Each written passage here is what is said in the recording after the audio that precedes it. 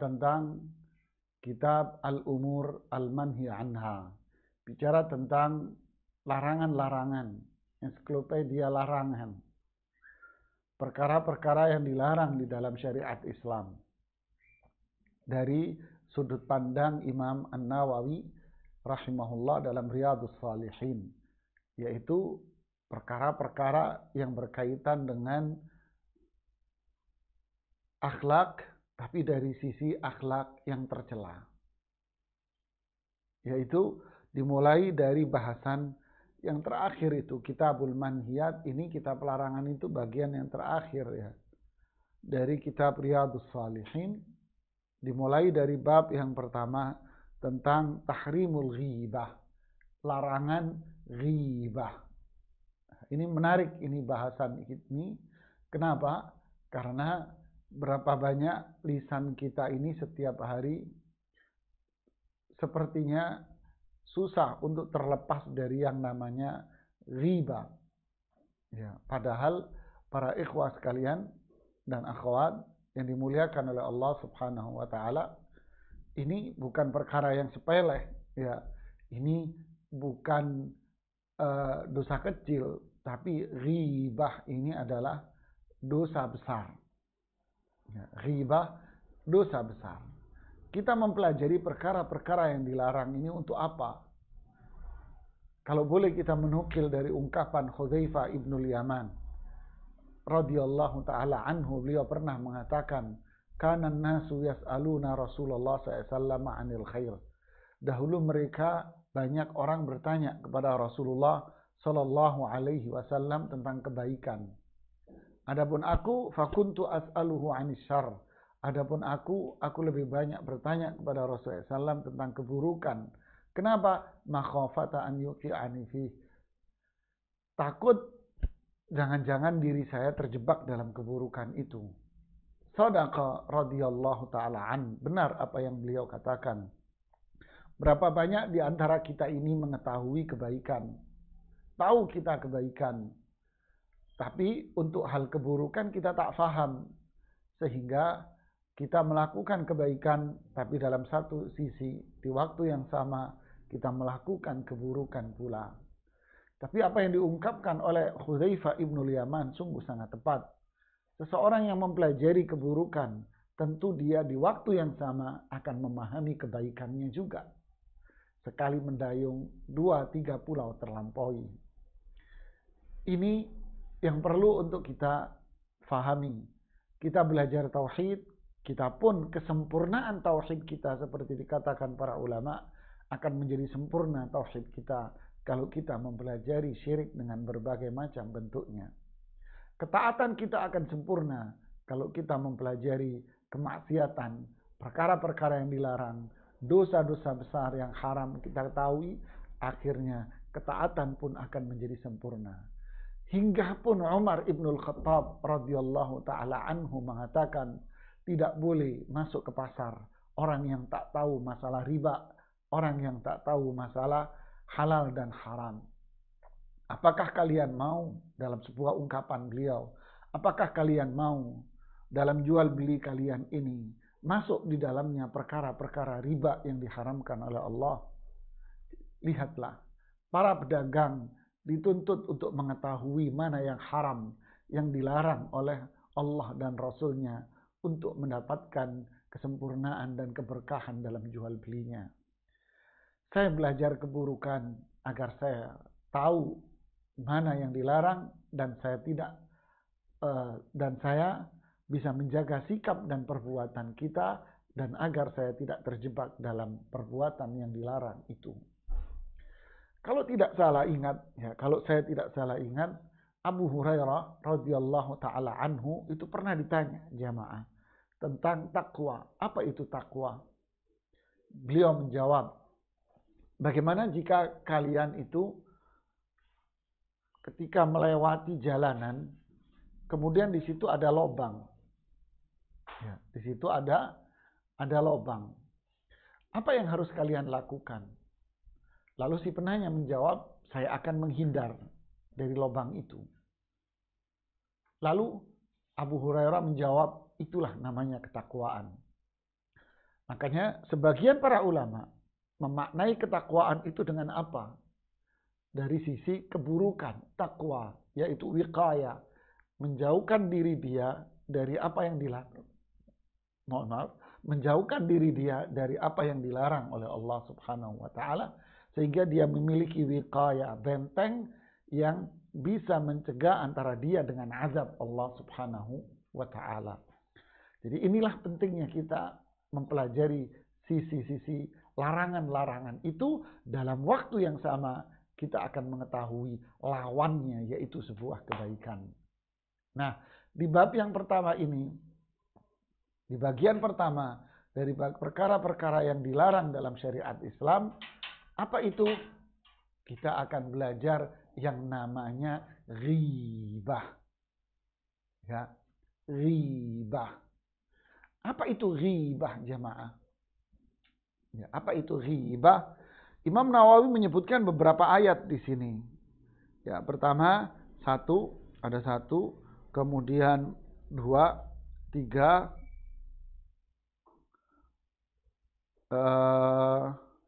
3. Iya, ada 3 ayat di sini. Kalau nggak salah ada 3 ayat disebutkan oleh Imam An-Nawawi di dalam Riyadhus Shalihin tentang bab masalah ghibah. Apa itu ghibah? Ghibah, saya akan coba oret-oret sebelum kita menjelaskan ayat dan hadis-hadis yang dipaparkan oleh Imam An-Nawawi, sehingga kita mampu memahami pengertian ghibah seperti yang dijelaskan oleh Rasulullah SAW. Lalu kita bisa tanzilul masail ilal waqi'. Kita bisa menerapkan apa yang dijelaskan oleh Rasulullah SAW dalam realita keseharian kita. Ya, dalam realita keseharian kita. Apa fenomena ghibah di masyarakat modern sekarang? Fahami ini. Apa fenomena ghibah di masyarakat modern sekarang? Ya, ini yang penting buat kita semuanya. Ya. Ghibah. Ingat, ini bagian perkara yang haram, jamaah. Ya, ingat, ini perkara haram. Ini dosa besar. Ya, ingat, ghibah ini adalah dosa besar. Apa itu ghibah? Seperti dijelaskan oleh Rasulullah SAW dan para ulama, lalu kita bisa mentanzil, mendudukkan permasalahan ini dalam fenomena ghibah di masyarakat sekarang, baik dalam dunia, dalam medsos maupun di luar dari medsos. Ya, semoga kita bisa memahami dengan baik. Ya,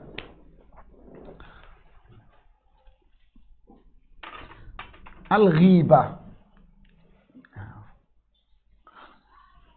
Saya tulis pakai pulpen merah.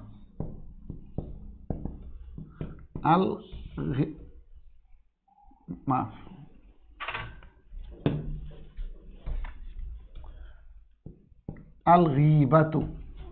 Ya. Ghibah. Kalau dalam bahasa Indonesia sama namanya ghibah. Apa itu ghibah? Rasulullah SAW mengatakan ghibah itu adalah menyebutkan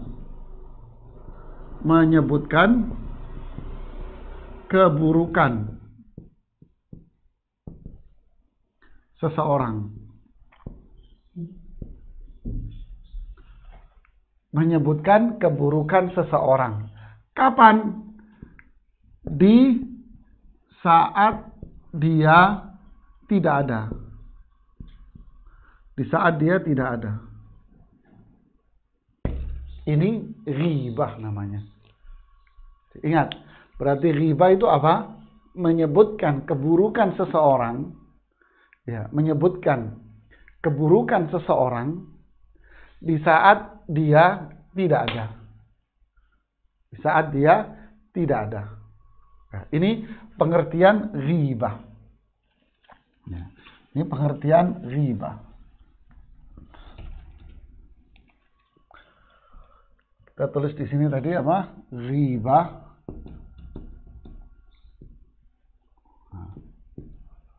Ini pengertiannya.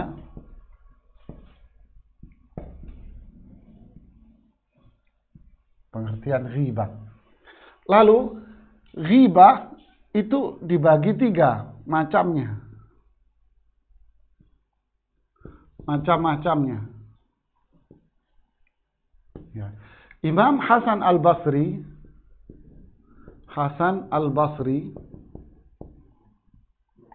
membagi ghibah itu menjadi 3. Membaginya jadi 3. Jadi Imam Hasan Al-Basri mengatakan yang dikutip oleh Imam Al-Mawardi yang wafat tahun 450 dalam tafsirnya namanya Tafsir Al-Mawardi. Ya, Tafsir Al-Mawardi yang wafat tahun 450. Beliau menyebutkan ungkapan Imam Hasan Al-Basri. Imam Hasan Al-Basri mengatakan al-ghibatu thalathatun dzakaraha al-Qur'anu. Ghibah itu ada 3. Disebutkan oleh Al-Qur'an ketiga-tiganya. Apa itu? Yang pertama, ya. Yang pertama namanya ghibah. Yang pertama namanya ghibah. Apa itu ghibah ini? Ghibah ini adalah semua mengarah kepada ini, menyebutkan keburukan seseorang di saat dia tidak ada. Berarti ghibah ini berkaitan dengan apa? Keburukan yang dimilikinya.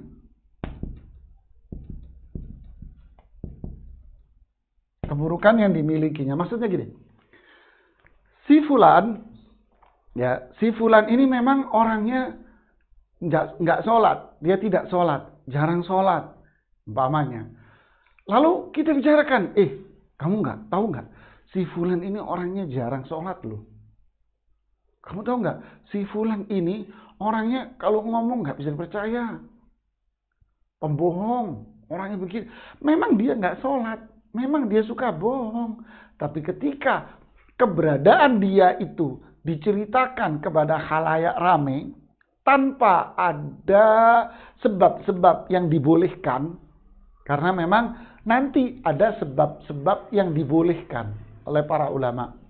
Di bab yang ketiga nanti Imam Nawawi membahas tentang ghibah boleh. Nah, ghibah boleh sesuai ketentuan syariat Islam. Nanti akan kita bahas di waktunya ghibah yang ketiga itu. Bab yang ketiga. Kita bicara sekarang ghibah yang dilarang, yaitu ghibah yang dilakukan tanpa ada alasan-alasan yang memang dibolehkan secara syariat Islam. Ya, tanpa alasan-alasan yang dibolehkan dalam syariat Islam. Oke, seperti menyebutkan keburukan seseorang. Memang dia ini buruk, tapi kita sebarluaskan. Kita ceritakan keburukan dia. Memang nyata, memang dia begitu. Tetap ini dikatakan sebagai perbuatan ghibah. Ya. Kemudian yang kedua disebutkan namanya al-ifk. Al-ifk. Gini. Kalau tulisan Arabnya begini. Ya. Al-ifku. Gini tulisan Arabnya. Ya. Apa ini ghibah? Apa ini al-ifk? Al-ifk berarti sama ini, menyebutkan keburukan orang lain. Tapi dasarnya apa? Jadi keburukan yang dia dengar dari orang lain. Nah, ini menarik ini. Berarti kan di sini ada nih, kalau kita gambarkan ini. Ada A ya. Kemudian ada B, ada C. Ya. Si A ngomong, tahu nggak kamu, si fulan, nah ini korbannya nih. korbannya si fulan. Ya, tahu nggak kamu, si fulan itu katanya begini dan begini dan begini. Lalu si B ngomong kepada si C. Nah, ini namanya ifk ini. Si B ini cerita kepada si C. Katanya si fulan itu begini. Katanya dia begini. Loh, kamu dari siapa? Saya juga katanya si ini sumbernya. Si fulan kalau ditanya, kamu dari siapa? Saya juga katanya dari ini. Akhirnya beritanya menyebar ke mana-mana dari sumber yang bersifat katanya. Ini perlu kita pahami. Yang ketiga, kata Imam Hasan Al-Basri, katanya, yang ketiga namanya al-buhtan. Tulisan Arabnya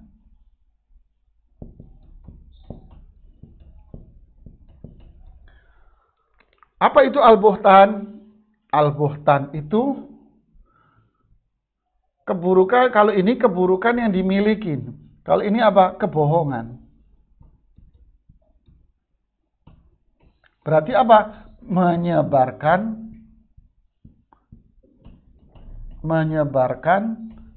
berita bohong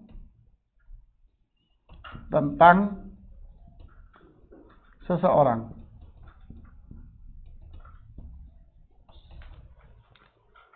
Nah, ini apa bedanya riba sama buhtan? Ya. Apa bedanya ini sama ini? Kalau yang riba itu benar, kalau buhtan itu bohong. Kalau al-ifku ini katanya. Ya. Ingat, kalau riba itu benar, memang dia punya sifat buruk. Kalau buhtan, ini berita nggak benar, dia nggak begitu, dia orangnya baik, orangnya soleh. Tapi kalau al-ifku katanya. Ini semua jemaah, ya, ini semuanya bagian dari riba. Ya, bagian dari riba. Oke, kita paham dari sini.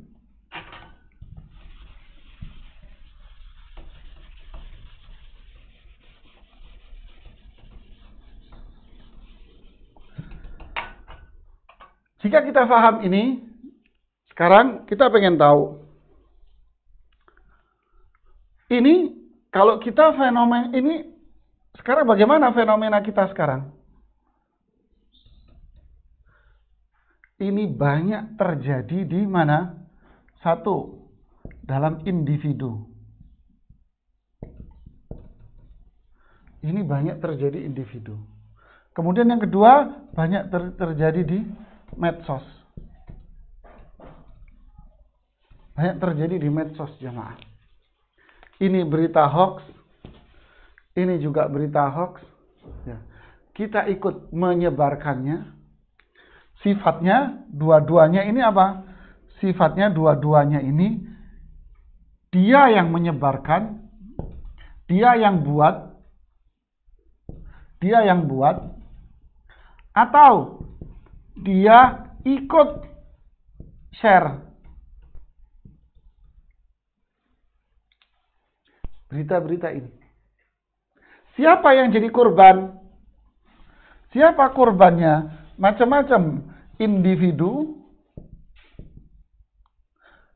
Bisa korbannya ulama, dai, bisa korbannya tokoh, bisa korbannya pemimpin. Ini setiap hari kita dengar berita ini, jamaah. Ya, setiap hari ini kita dengar di media sosial. Membuka keburukan, memang dia benar buruk. Atau memang itu berita yang nggak jelas juntrungnya, alurnya dari mana. Atau itu nggak benar. Jadi ini semuanya.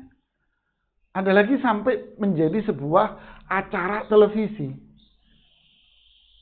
Ya, acara televisi yang sifatnya apa? Membongkar aib dunia artis atau tokoh atau siapa sampai dapurnya dibuka di tengah masyarakat menjadi acara yang paling ngetren. Acara-acara gosip. Fala haula wala quwata illa billah. Ini riba semuanya jamaah. Apa dosanya? Nah, kita lihat ayat pertama yang disebutkan oleh Imam An-Nawawi. Ayat pertama, yaitu surat Al-Hujurat ayat 12. Ya, surat Al-Hujurat ayat 12. Perhatikan ini. Wala yaghtab. Ya, wala yaghtab. Wala yaghtab. Ya, saya tulis ujungnya. Wala yaghtab. Ba'dukum ba'dan. Ya. Wala yaghtab ba'dukum ba'dan. Janganlah sebagian dari kalian yaghtab ghibah. Perhatikan ini. Jangan sebagian dari kalian ghibah. Maka ghibah ba'dan kepada yang lain. Ya. Ayuhibbu ahadukum, apakah salah satu dari kalian itu mau yakul makan lahma akhihi maita, makan daging saudaranya yang sudah jadi bangkai? Fakarihtumu, pasti kalian jijik. Wattaqullah, bertakwa kalian sama Allah. Innallaha tawwabun rahim. Allah itu tawwab. Punya nama tawwab. Sifatnya menerima taubat. Allah itu rahim, penyayang. Allah akan sayang, menerima, mengampuni dosa, dan mengangkat derajat orang-orang yang beriman, beramal saleh. Ya. Lihat ayat ini. Kita urai ayat ini. Wala yaghtab. Terus yakul lahma akhihi. Yakula lahma akhihi maitan.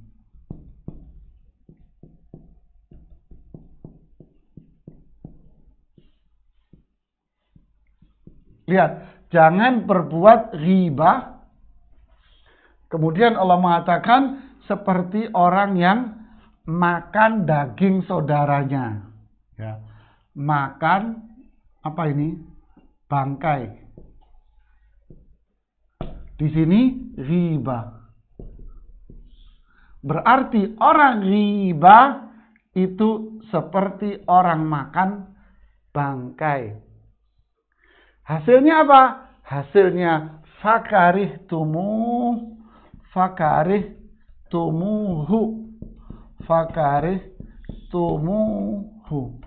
Artinya apa? Jijik. Berarti apa hukumnya? Berarti jamaah, hukumnya apa? Hukumnya ini dosa besar.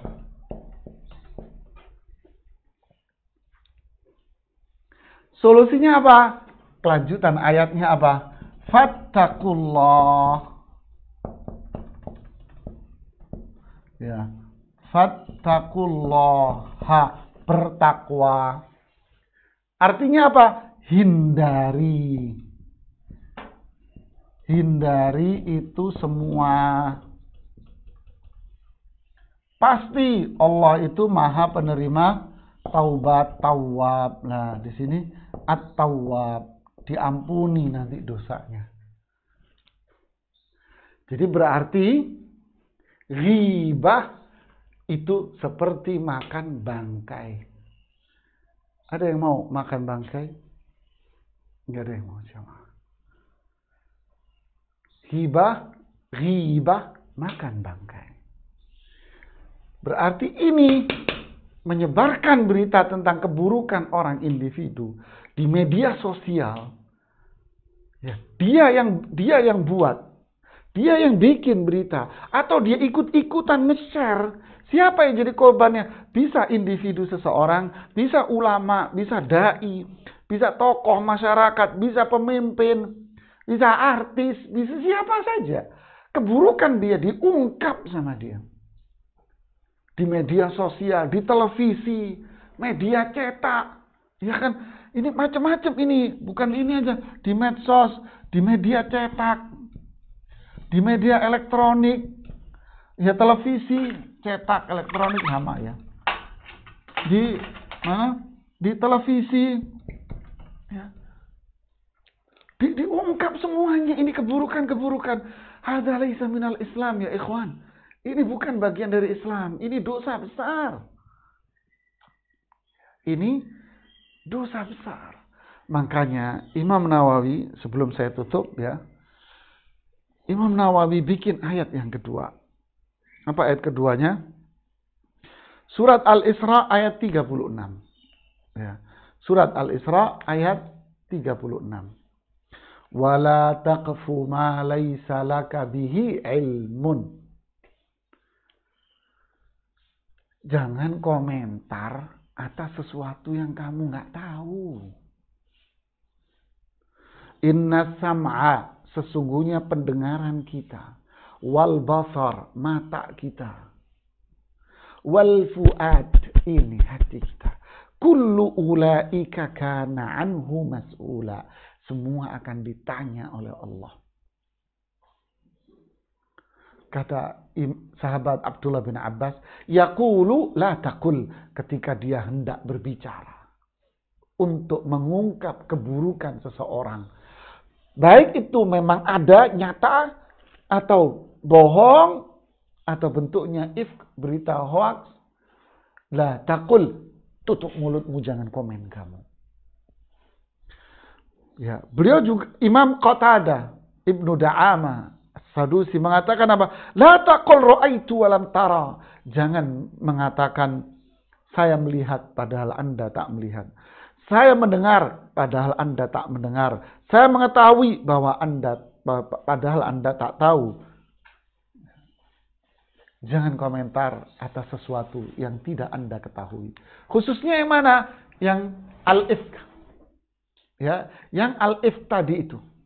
Katanya ini dalam dunia medsos sangat banyak sekali sumber-sumber berita yang nggak jelas, alias tukang-tukang tulis, terserah Anda ngasih nama apa, dari sumber yang nggak jelas, asal dia nulis hanya sekedar untuk menaikkan rating dia, cari-cari follower saja.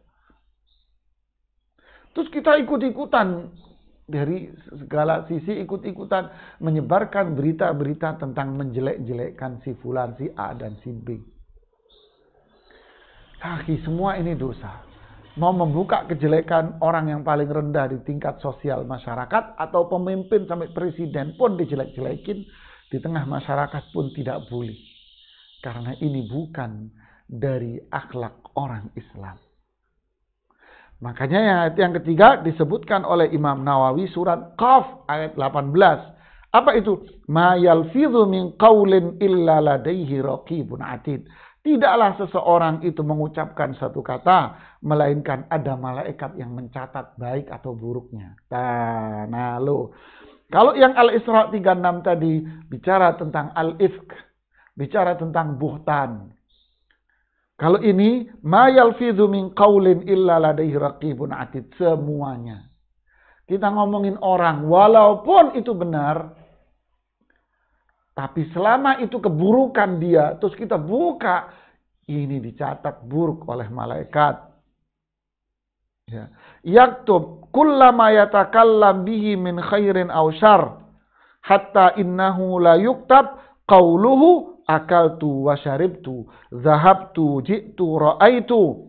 Kata sahabat Abdullah bin Abbas, malaikat akan mencatat semua yang dia bicarakan. Baik maupun buruk dicatat.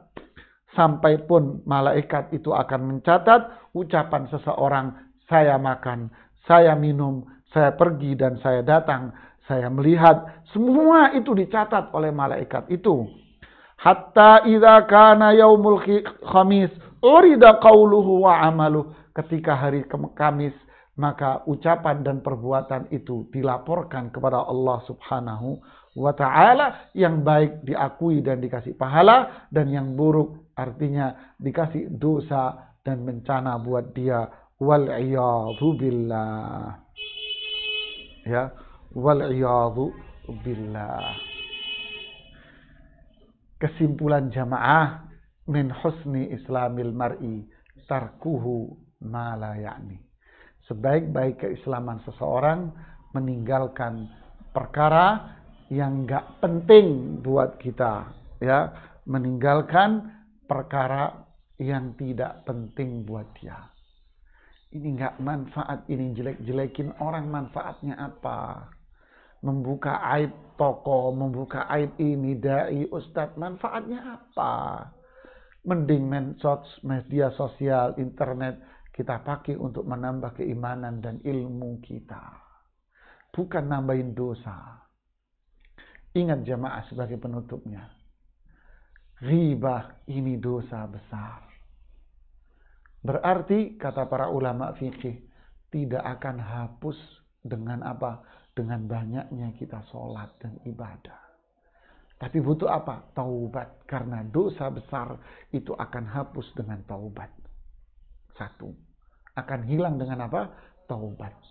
Dua, ingat, ghibah berkaitan dengan orang lain yang kita injak-injak. Lihat, kullul muslimi alal muslimi haramun. Setiap orang Islam dengan orang Islam yang lain haram, terjaga, terlindungi. Apa itu? Darahnya, hartanya, kehormatannya. Ghibah menginjak-injak kehormatan orang lain. Ya, nginjak-injak kehormatan orang lain. Jadi dosanya, taubatnya apa? Datangi dan minta maaf kepada yang bersangkutan. Bisa kita jelek-jelekin presiden, minta maaf loh kepada beliau. Jelek-jelekin tokoh, minta maaf. Jelek-jelekin ulama, dai, minta maaf loh Anda. Samperin. Setiap hari kita ngomongin jelek-jelekin orang, minta maaf loh kita. Samperin itu yang bersangkutan, minta maaf kepada dia. Nggak cukup kita tobat sama Allah saja. Nggak cukup. Kenapa? Karena ini dosanya berkaitan dengan manusia biasa. Imam Nawawi mengatakan di Riyadhus Shalihin di bab taubat, jika itu dosanya berkaitan dengan Allah, maka syaratnya 3. Menyesal, jauhi perbuatan dosa itu, dan punya kemauan keras untuk merubah. Dan jika dosanya berkaitan dengan manusia, baik mengambil hartanya, haknya, ataupun kehormatannya, ini kehormatan dia, maka apa? Harus minta maaf sama dia. Istihlal. Berat jemaah. Ya. Wallahu a'lam bishawab. Sampai di sini saja bisa saya sampaikan. Semoga bermanfaat buat saya dan kita semuanya. Wallahu a'lam bishawab. Ada pertanyaan yang masuk, silakan. Ya, bismillah. Ini ada beberapa pertanyaan Ustadz dari jamaah. Untuk pertanyaan pertama, bismillah, izin bertanya, apabila suami atau istri curhat pada pasangan terkait orang lain untuk meringankan beban pikiran atau beban perasaan, apakah boleh? Atau apakah benar-benar tidak boleh cerita sama sekali Ustadz? Syukron. Ya, bismillah, alhamdulillah, salatu wassalamu ala rasulillahi wa ba'd. Ini menarik, pertanyaannya bagus dan terima kasih pertanyaannya. Suami membicarakan apa tadi? Kesalahan, keburukan, atau istri membicarakan keburukan, kesalahan temannya atau orang lain kepada suaminya. Apa hukumnya? Saya nanya sekarang. Kepentingannya apa? Apa kepentingannya? Si istri ini ngomongin kejelekan temannya kepada suaminya. Apa kepentingannya? Nggak ada. Hanya obrolan malam aja. Hanya obrolan menemani makan malam. Jadi termasuk ghibah. Ghibah. Termasuk ghibah. Termasuk ghibah juga kalau kita kembangkan seorang perempuan. karena ada konflik dengan suaminya. Lalu apa? Dia punya teman akrab. Dia mengadukan kepada teman akrabnya ini. Padahal teman akrabnya ini bukan orang yang memiliki kompetensi untuk memberikan saran dan solusi, serta bukan orang yang punya kompetensi faham tentang petunjuk Al-Quran dan hadis. Bahasa kita curhat. Curhat sama teman. Apakah ini termasuk ghibah? Iya, ini lebih berbahaya. Syekh Muhammad Shalih Al-Utsaimin rahimahullah mengatakan ghibah, mohon maaf, ghibah kepada orang status sosial rendah, umpama bapak pemulung sampah. Kita ghibahin tuh bapak pemulung sampah, kita sebutkan keburukannya dengan ghibah kepada seorang ulama. Kita sebutkan keburukan ulama.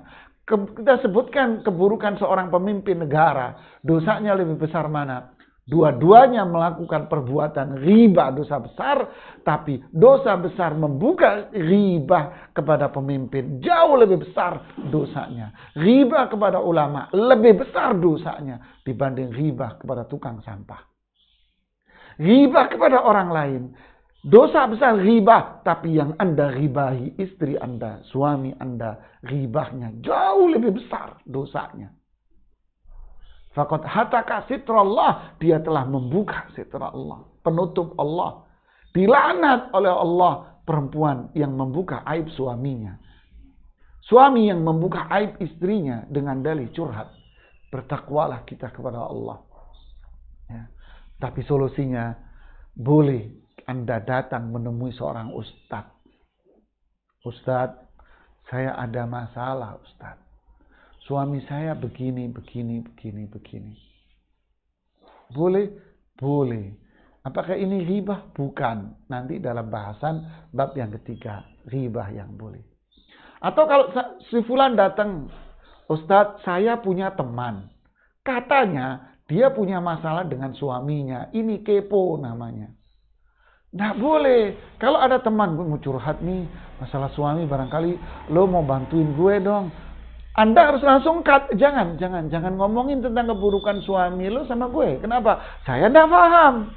Terus saya bantuin kamu. Nih nomor Ustadz. Coba hubungi Ustadz ini. WA ini Ustadz ini, kamu curhat sama Ustadz. Jangan curhat sama saya. Saya nggak ngerti. Anda harus cut. Karena bab yang kedua dari Imam Nawawi. Apa itu? Dengerin orang ghibah pun ikut berdosa. Dengerin toh. Ikut-ikutan nge-share sama. Baca, menikmati, sama ini dosanya. Itu nanti di bab yang kedua kita bahas. Wallahu a'lam bishawab.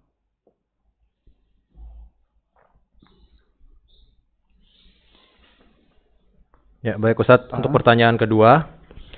Bismillah, Ustadz mau bertanya. Ada yang bilang kalau kita pernah gibahin orang, terus kita mau bertobat, kita jangan bilang kalau pernah gibahin dia. Tapi cukup bertobat, lalu memuji-muji orang yang kita gibahi di tempat yang pernah kita gibahi. Benarkah hal itu, Ustadz? Masya Allah. Bismillah, alhamdulillah, salatu wassalam, rasulullah wa ba'd. Tentu itu tidak benar, ikhwah-akhwat. Tidak boleh. Ini kan berkaitan dengan kehormatan orang. Kan kita jelaskan tadi di penutup kajian tadi, bahwa ini kehormatan. Tidak boleh kehormatan kita injak-injak. Terus gimana? Meminta maaf. Nggak perlu kita kasih tahu yang bersangkutan. Enggak. Harus kita tahu, samperin. Mohon maaf, anak kemarin ngomongin ente. Maafin anak ya. Maafkan anak. Ada orang datang nemui saya. Senangis dia. Ustadz, saya minta maaf. Kenapa? Saya dulu sering ngomongin antum, jelek-jelekin antum di depan orang lain. Hakana seharusnya. Kita datang ke orang, kita minta maaf. Saya dulu jelek-jelekin Anda. Minta maaf ya. Ya. Nah itu. Kemudian kalau kita melakukan buhtan. Nah, buhtan tadi apa? Tingkatan yang ketiga, bohong. Yang kita sebarkan, berarti apa? Kita punya kewajiban yang kedua apa? Memperbaiki nama baik dia. Perbaiki nama baik dia. Wallahu a'lam bishawab.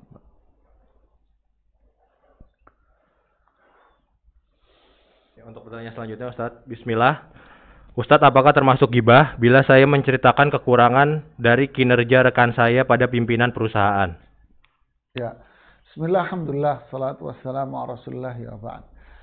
Apakah Anda orang yang berkompeten dan orang yang punya kewajiban untuk melakukan itu? Seperti bagian HRD, bagian kepegawaian, bagian SDM. Dia punya kewajiban untuk menilai kinerja karyawan. Kalau memang itu bagian dia, ya memang tugas Anda. Satu. Yang kedua, tapi Anda punya jalur untuk menyampaikan itu, yaitu kepada siapa? Kepada pimpinan yang punya jalur koordinasi yang jelas dalam perusahaan itu.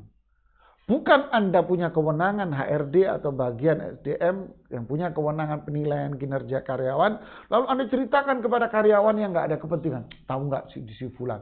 Wah ngaco tuh, selain telat, selain begini. Nggak boleh, karena ini orang yang Anda ceritakan nggak ada kepentingan apa-apa. Ya, ceritakan itu kepada orang yang memang itu menjadi garis koordinasi Anda. Siapa? Atasan Anda. Sampaikan kepada atasan, Pak, ini laporan bulanan. Si Fulan terlambat, si Fulan ini, si Fulan begini dan begini.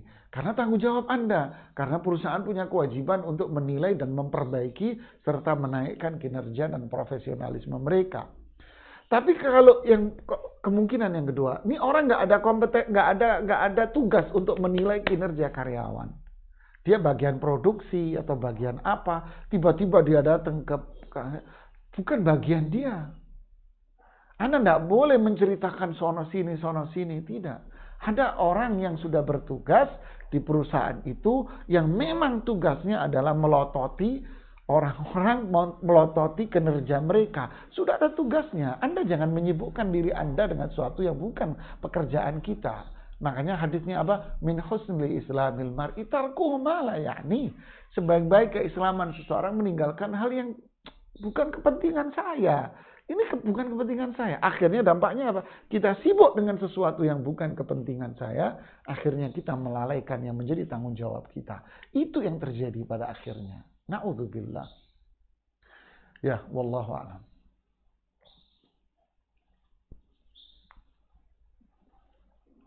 Ya Ustadz, pertanyaan selanjutnya.